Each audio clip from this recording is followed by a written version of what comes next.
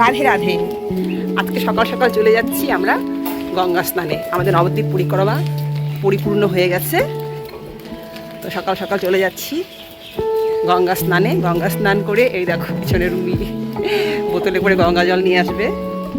তো গঙ্গা স্নান করে আমাদের তীর্থ পরিক্রমাটা একদম সম্পূর্ণ করব আমরা। করে আজকেই রাতে আমরা ট্রেনে উঠবো আবার নর্থ বেঙ্গলের উদ্দেশ্যে। ধামে এসেছি না, এই কয়েকটা দিন ছিলাম, এত ভালো লাগলো, ছেড়ে চলে যাচ্ছি, ভীষণ খারাপ লাগছে। যাই হোক, আবার নিতাই করে কৃপা হোক, গুরুদেবের কৃপা হোক, আবার যেন আসতে পারি। তাহলে চলো আজকে আমাদের গঙ্গা স্নানটা তোমাদের সাথে একটু শেয়ার করি, সঙ্গে থাকো। গঙ্গা স্নান দর্শন করানোর আগে তোমাদের সাথে একটু শেয়ার করি আমাদের গুরুদেবের নবদ্বীপে স্থিত যে সব থেকে পুরনো আশ্রম, আর এটা সব থেকে বড় আশ্রম নবদ্বীপের। তো সেখানে আমি যখন প্রথম বাবা মার সাথে এসছিলাম, এই আশ্রমে কিন্তু উঠেছিলাম। তখন এই আশ্রমটা এত বড় ছিল না, শুধুমাত্র একতলাটাই ছিল। হ্যাঁ, শুধুমাত্র গ্রাউন্ড ফ্লোরটা ছিল, আর পাশে ওটা নির্মীয়মান ছিল, আর ওপর তলাটাও ছিল, কিন্তু সম্পূর্ণ পুরোপুরিভাবে কমপ্লিট হয়নি। তো এখন দেখছি যে উপরেও রুমগুলো হয়ে গেছে, আর হচ্ছে গিয়ে যাত্রীরা যারা মানে দর্শনার্থী বা যারা অন্য দেশ থেকে যারা আসে, গুরুদেবের শিষ্যরা, তারা এখানে থাকেন। আবার দোল পূর্ণিমায় আমাদের গুরুদেবের আশ্রমে যে বড় করে অনুষ্ঠান হয় আর নবদ্বীপ পরিক্রমা হয়, তখন সবাই এখানে এসে থাকেন। তো পাশেও দেখুন আশ্রমের যে কাজটা হচ্ছে বিল্ডিংয়ের, সেটাও হচ্ছে, সেটাও পুরোপুরি প্রায় কমপ্লিটের দিকে। তো অনেক কিছুই নতুন নতুন হয়ে গেছে, দেখে ভীষণ ভালো লাগলো। তো যাই হোক, কেউ যদি আসতে চাও নবদ্বীপে, তা আমাদের গুরুদেবের আশ্রমেও সবসময়ের জন্যই থাকার ব্যবস্থা এভেলেবেল। তো তোমরা যোগাযোগ করতে পারো, যদি কেউ থাকতে চাও তো কমেন্ট করতে পারো, অথবা আমাকে ইনবক্সও করতে পারো। তো এখানে থাকার সুব্যবস্থা আছে। তো চলো তোমাদেরকে পুরোটা ঘুরিয়ে দেখাই আগে, তারপরে যাবো গঙ্গা স্নানে।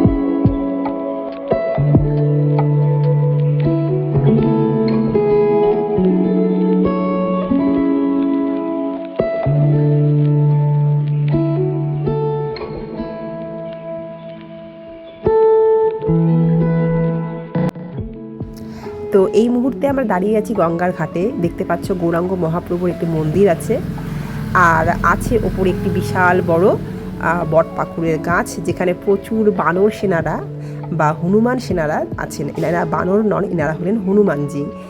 তো বানরটা অন্য রকম হয়, এনারা হলেন হনুমানজি। তো নবদ্বীপে কিন্তু আমি বানর দেখিনি একটাও, যা দেখেছি সব হনুমানকেই দেখেছি আমি। তো এখানে এসে দেখলাম সব কিছুর জন্য সুব্যবস্থা আছে। দেখো, এখানে গঙ্গার পাড়ে বিভিন্ন বাড়িতে ঘর ভাড়া দেওয়া হয় কিছুক্ষণের জন্য, এখানে কাপড় জামা চেঞ্জ করার জন্য, স্নান করে এসে যে কাপড় জামাটা চেঞ্জ করব তার জন্য। তো এই ঘরটাই আমাদের বেশ পছন্দ হয়েছে, বেশ পরিষ্কার পরিচ্ছন্ন। তো এখান থেকে গঙ্গা জল নেওয়ার জন্য আমি একটা ড্রামও কিনে নিয়েছিলাম। তারপর এখানে সমস্ত আমাদের ব্যাগপত্র, মোবাইল সব কিছু রেখে গিয়েছিলাম, আর আমরা এক এক করে স্নানে গিয়েছি। যেমন প্রথমে মা আর মাসি স্নানে গেছিলো, আর আমরা ব্যাগপত্র সামলেছি। তারপর মা মাসি আমাদের ব্যাগপত্র সামলেছে, আর আমরা স্নানে গেছি। আর এখন দেখো ইনার কাছে যেখান থেকে আমরা বাড়ি ভাড়া নিয়েছি, ইনি আবার আমাদেরকে প্রদীপ, ফুল, গঙ্গা স্নানের জন্য বা গঙ্গা পুজোর জন্য যা যা প্রয়োজন হয় উনি এখানে আমাদেরকে সমস্ত কিছু দিলেন। তো সব কিছু একসাথে ওনারা বিল করেন। তো ভীষণ ভালো ব্যবস্থা। ভাবছিলাম কীভাবে কি করব। তো আমরাও একটুখানি গুরুদেবের আশ্রম থেকে আসার সময় কিছু ফুল নিয়ে এসেছিলাম, ভেবেছিলাম যদি ফুল না পাই তাহলে এখানে দেখলাম সবই ব্যবস্থা আছে। আর আমরা যে ঘাটে স্নান করব সেটা হচ্ছে রানী রাসমণি ঘাট। রানী রাসমণিকে চেনে না এমন কোনো মানুষ হয়তো নেই। রানী রাসমণির বায়োগ্রাফিটা আমার পড়ার সৌভাগ্য হয়েছিল। তিনি ছিলেন তদানীন্তনকালের একজন ধর্মপ্রাণা নারী এবং রানী। তো উনি এই ঘাটটি তৈরি করেছিলেন ভক্তদের জন্য সুবিধার্থে। গঙ্গার ঘাটটি তিনি প্রথম বাঁধিয়ে দিয়েছিলেন। আমার হাজব্যান্ড এর আগে প্রচুরবার গঙ্গা স্নান করেছে, ওর ভীষণ ভীষণ সৌভাগ্য। কিন্তু বাকি যে আমাদের কিন্তু এটাই প্রথম গঙ্গা স্নান। ভীষণ সবারই ভীষণ টেনশনও হচ্ছে, আনন্দও হচ্ছে।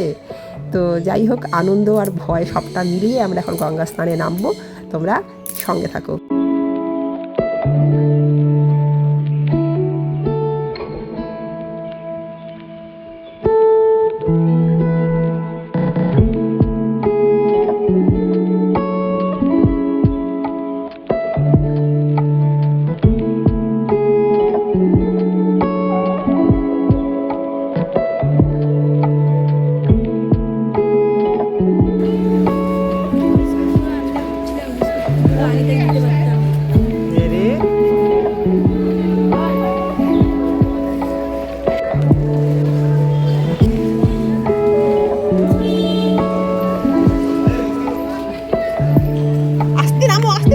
স্লিপ কাটবে।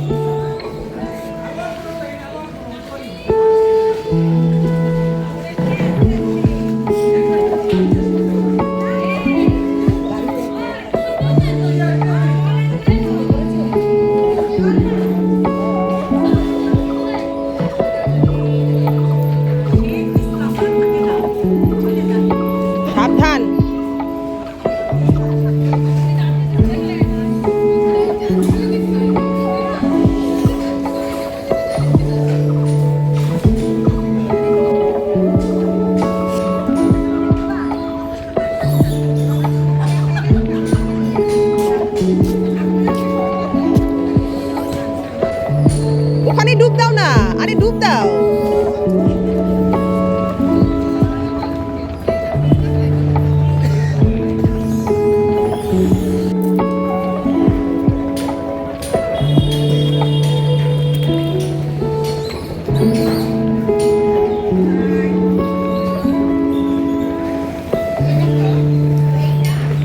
জয় মা গঙ্গা, জয় মা গঙ্গা,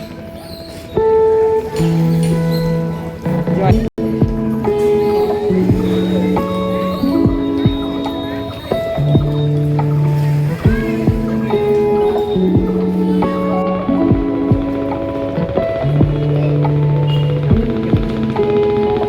হাওয়া না, এসো না, নিয়ে আসো, 10 টাকা দেই।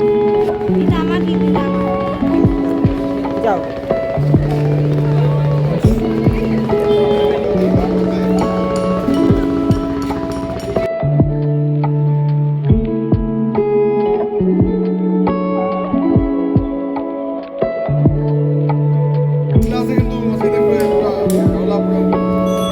রানী রাসমণি ঘাট।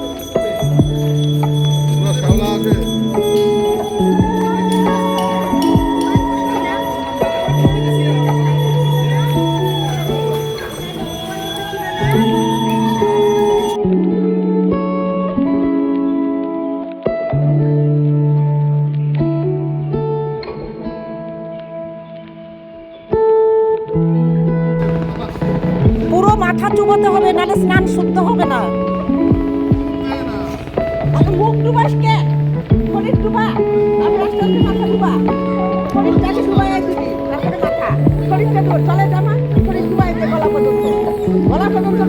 বসো বসো, জলে বসো, বাবার হাত ধরে বসো, আস্তে আস্তে মাথাটা ডুববে।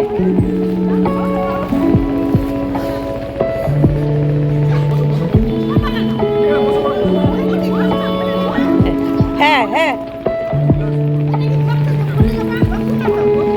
বসে বসে মাথা ডুবা, মাথা ডুবা, মাথা মাথা।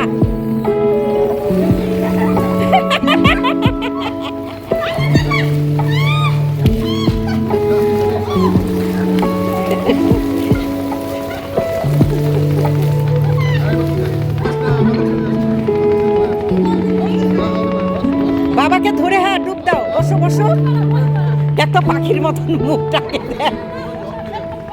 আসলে কি গঙ্গার মাটিতে না নাইবে স্নান না করলে ওটা হয় না, চান শুদ্ধ হয় না, সিঁড়িতে দাঁড়ায় হয় না।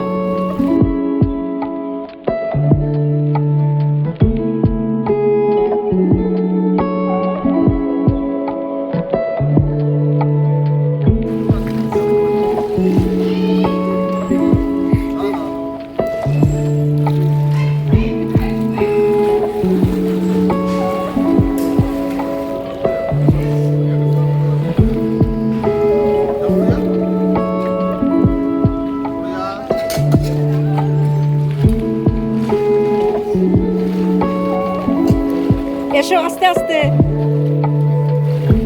দেখ বাবা কোথায় যাচ্ছে, দেখ দেখ।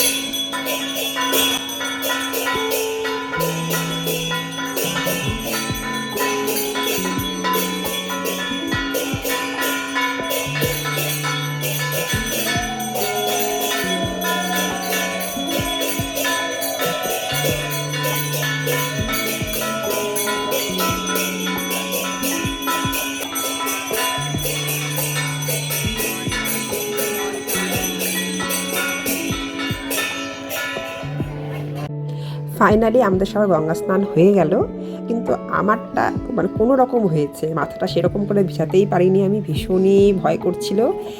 মা মাসির ভীষণ ভালো হয়েছে, রাধিকার বাবারও ভীষণ ভালো হয়েছে, রাধিকারও মোটামুটি, আর আমার তো দেখতেই পারলে একদম কাকের মতন স্নান করলাম। তো যাই হোক, মানে বোঝা যাচ্ছে এদের সবার মধ্যে সব থেকে বেশি পাপী কিন্তু আমি, তাই না? যাই হোক, আবার যদি কখনো সুযোগ হয় আরেকটু চেষ্টা করব মাথাটা ভেজানোর। তো এখন হচ্ছে কি, যেহেতু উপোস থেকে বেরিয়েছিলাম, সকালবেলা কোনো প্রসাদ পাইনি। এখন গঙ্গার ঘাটে অনেক ধরনের প্রসাদের দোকান থাকে, তো এখান থেকে একটা দোকানে ঢুকে আমরা একটুখানি এখানকার একটা বিখ্যাত পরোটা, এটাকে বলা হয় পেটাই পরোটা, মানে এটাকে অনেক বড় করে পিটিয়ে পিটিয়ে বড় করে পরোটাটাকে বানানো হয়। তারপর সেটাকে ছিঁড়ে ছিঁড়ে সুন্দর একটা প্রসেসে কেমন করে যেন এটা করে ওখানকার একটা নর্মাল সবজি দিয়ে দেয়। সবজিটা আর পরোটাটা দুটোই ভীষণ ভালো লাগলো। তো এটা খেয়ে আমরা এখন বাকি কাজের দিকে বেরোচ্ছি। আমাদের জীবনের প্রথম গঙ্গা স্নানের ভিডিওটি দেখার জন্য সবাইকে অসংখ্য অসংখ্য ধন্যবাদ। আমার পরবর্তী ভিডিওগুলোর জন্য অবশ্যই আমার চ্যানেলটাকে সাবস্ক্রাইব করে সঙ্গে থাকার অনুরোধ রইল।